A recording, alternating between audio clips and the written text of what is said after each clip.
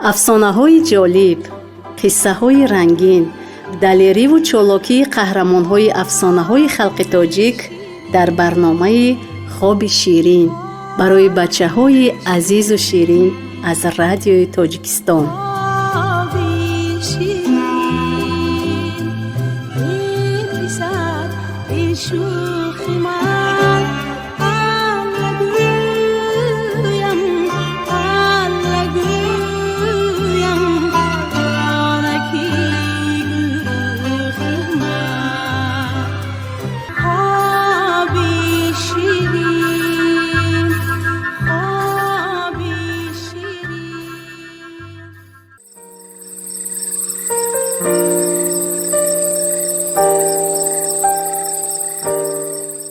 аз китобчаи афсонаҳои мардуми дунё.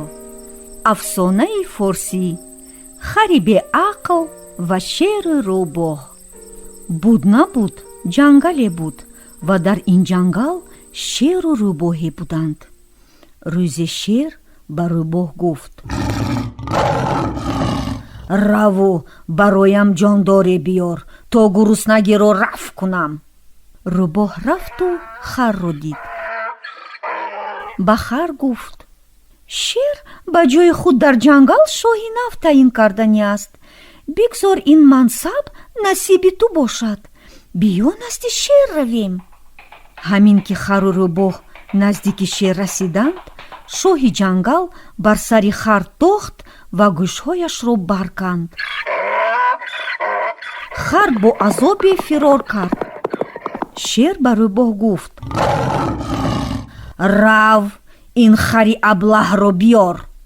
рӯбоҳ рафту харро пайдо кард ва аз ӯ суол кард: чаро фирор кардӣ? шер гӯшҳоямро канд, маро куштанӣ буд.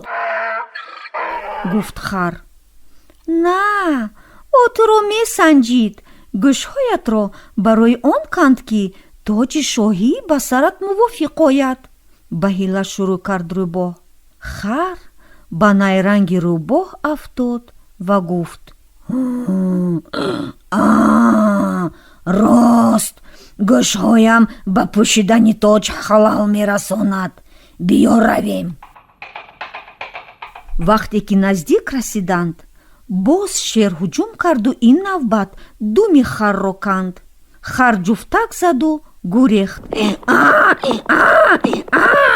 шер бо аз даст рафтани сайд дар ғазаб шуд ва ба рӯбоҳ амр кард ки раваду боз харро орад. рӯбоҳ боз харро пайдо карду гуфт: думатро барои он канд ки болои тахт нишастан бароят мувофиқ бошад.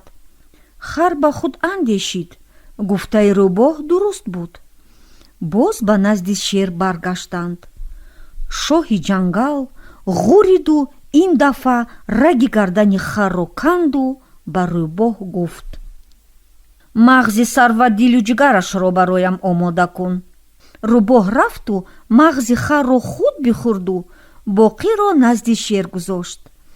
шер баро шуфту гуфт: чаро мағзи сарашро наёвардӣ?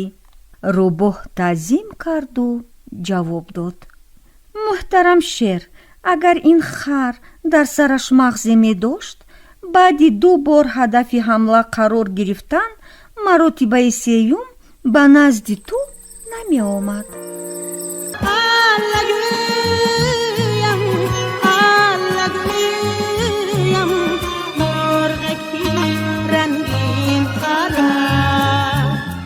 افسانه‌های جالب، قصه‌های رنگین، دلیری و چالاکی قهرمان‌های افسانه‌های خلق تاجیک در برنامه خواب شیرین برای بچه‌های عزیز و شیرین از رادیوی تاجیکستان.